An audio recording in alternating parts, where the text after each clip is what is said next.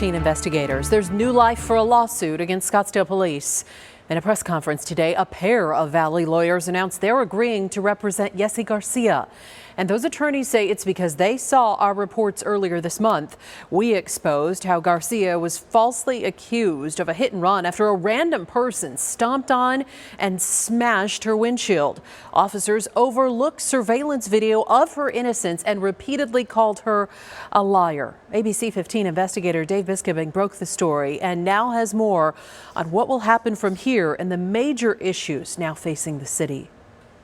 Hello. Thank you for coming out. Outside the federal courthouse, attorneys Benjamin Taylor and Anthony Ramirez announced they are picking up Yessenia Garcia's case. Who's a victim of this sad incident with Scottsdale Police Department. Garcia's defense attorney filed a federal lawsuit as a placeholder, but she was struggling to find a civil attorney to continue the case because of the strong protections against police, like qualified immunity. Because this is wrong, it's a violation of her civil rights.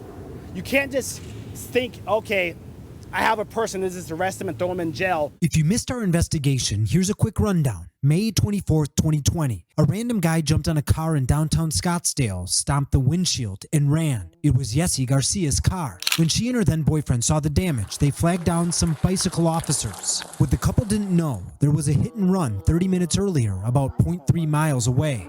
So when cops saw the damage, case closed. They even reviewed surveillance video that showed her car didn't move for 2 hours and a man stomped the glass. But the officers claimed it was, quote, inconclusive. So Yesse was arrested, stripped, blood drawn, and her mugshot was splashed on the internet. Is that she didn't do anything wrong.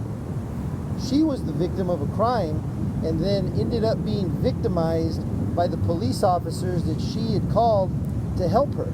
You have the right to the president attorney to be with you prior to question, to be with you during question if you so desire. Some of the key issues the two lawyers are raising. Yes, of course, the false arrest, but also officers denied Yesse the right to contact an attorney at the scene, even after they read her Miranda rights. Am I being detained? Yes, you are detained. Okay, well, can I get a lawyer? No. But to these lawyers, maybe the most disturbing part of the case, officers claim to see shards of glass on Yesse's shirt when there wasn't any. If you look from the angle, there's little specks of it on her shirt. Yeah.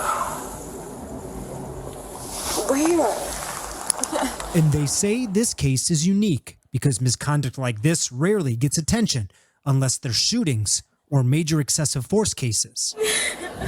And what we intend to do in this lawsuit is to pull back the curtain on what policing looks like when you have officers that should not be trusted with the badge.